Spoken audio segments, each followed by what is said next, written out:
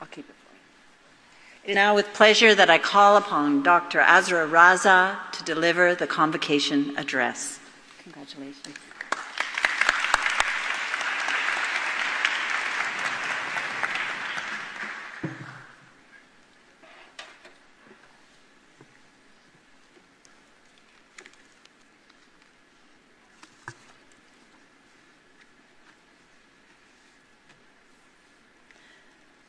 Good afternoon, graduates. I'm supposed to give you advice. Here is mine. Never marry someone you can live with. Only marry someone you can't live without.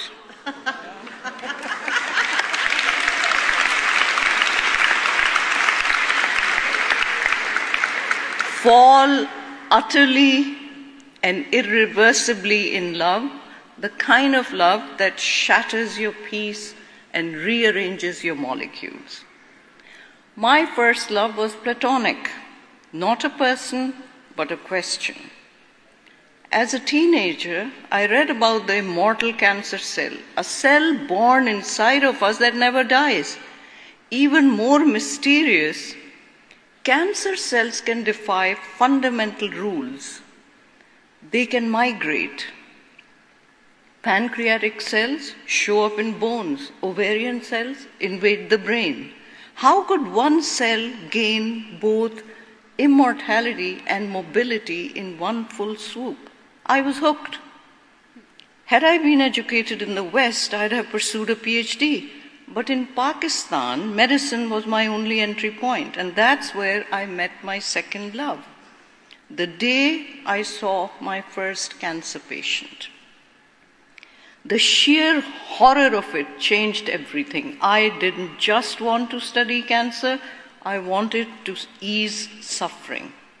And that's what brought me to America. A woman, a Muslim, an immigrant, and one utterly bent on curing cancer.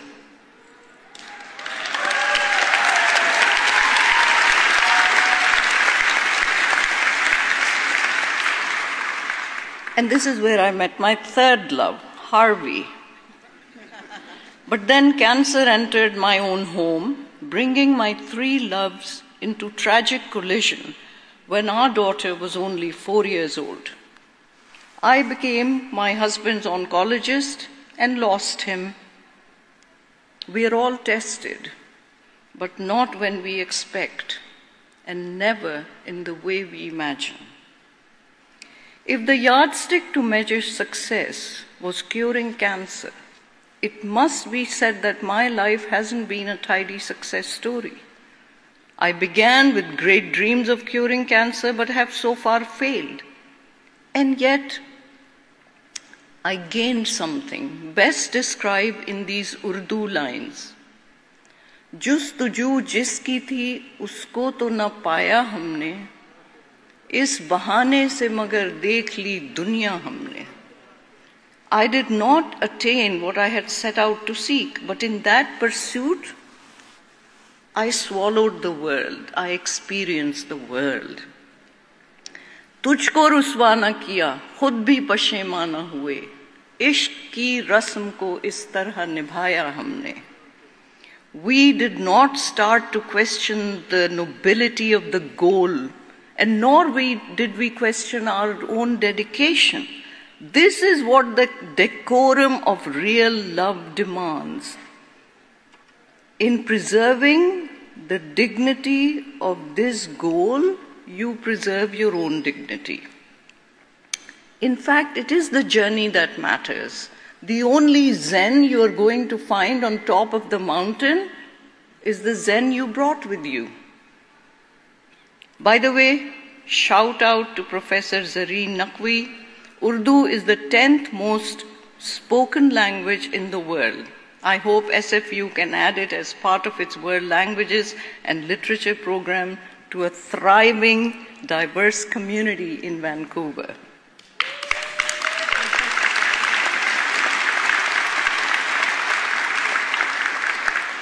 The thing about people you lose is that they never really go away. cancer came back into my little family of two once again, this time through Andrew, my daughter Shehrzad's best friend since high school. Not her boyfriend.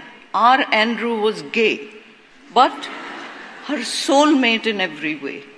At just 22, he was diagnosed with an inoperable stage 4 glioblastoma multiforme, the deadliest brain cancer known to mankind. From the moment of diagnosis, all his treating oncologists, including me, knew that we could do absolutely nothing to prolong his survival. Yet, what followed? Surgery, placement of a shunt in his skull, chemotherapy, radiation, more surgery, more chemo, more radiation, slash, poison, burn, again and again. The tumors continued to grow and he suffered insufferably. We failed Andrew. How badly we failed this beautiful boy. He died a tormented death, 16 months from diagnosis. How many times did my daughter Shehrzad call me in the middle of the night, "Mommy, you are supposed to help cancer patients. You are not helping Andrew." Basically, what is the choice we were giving Andrew? Die of the cancer or die of the treatment? Why are these the only choices for a 22-year-old in 2025? 1 week before his death, they brought Andrew the DNR form, do not resuscitate. He waved them away saying, "I don't want to die." But that evening, after his mother left and his father came to stay the night, Andrew called the team back and signed the form saying, "I couldn't do it in front of my mother. She wouldn't be able to take it." A dying son still trying to protect his mother. To me, this is heroism. And how privileged I am that I witness this on a daily basis in my clinic in 1,000 nuanced ways. This is where our monuments should be, not in marble or metal, but in reverence to this quiet courage, this quiet nobility.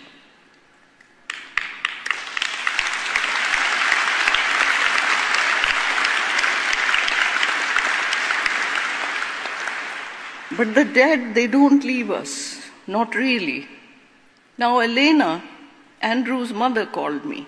Her best friend has just been diagnosed with the same exact stage 4 glioblastoma multiforme. She wanted to know, "Azra, do you have a better solution now?" I don't. Cancer is still beating us. Our current strategy, chasing after the last cell, has not been successful for advanced cancers. To cure cancer, we must revolutionize early detection. Find the first cell and prevent it from growing any further. The good news is our team of scientists and biomedical engineers at Columbia University have developed a stent, the Stentinel, that can continuously scan the bloodstream to find cancer's first cell and the earliest known biomarkers. And the stent can be programmed to, get this, sounds like science fiction, but it's not, to electrocute the first cell, catch and kill in one go. This approach will democratize medicine worldwide, shifting the healthcare paradigm from one of treating illness to one of maintaining wellness. And if I don't get there in my lifetime, I ask all of you, carry this torch. You who are graduating today, I say to you that you have only one responsibility in life: to reduce the suffering of humanity. So yes, this is why I began with love. Because love is not a distraction. It is the very basis for all we do. Love for a person, love for an idea, love for justice, love for beauty, love for truth. It is the force that makes the unbearable bearable. the impossible worth attempting. Whatever you choose to do in life, whether it's curing disease, designing buildings, writing books, making films, creating companies, don't settle for what you can live with. Only do it what you cannot live without. Let that be your compass, your madness, your calling. The world does not need more brilliant minds. It needs more burning hearts. So go forth with your hearts on fire. SFU Zindabad. Thank you very much.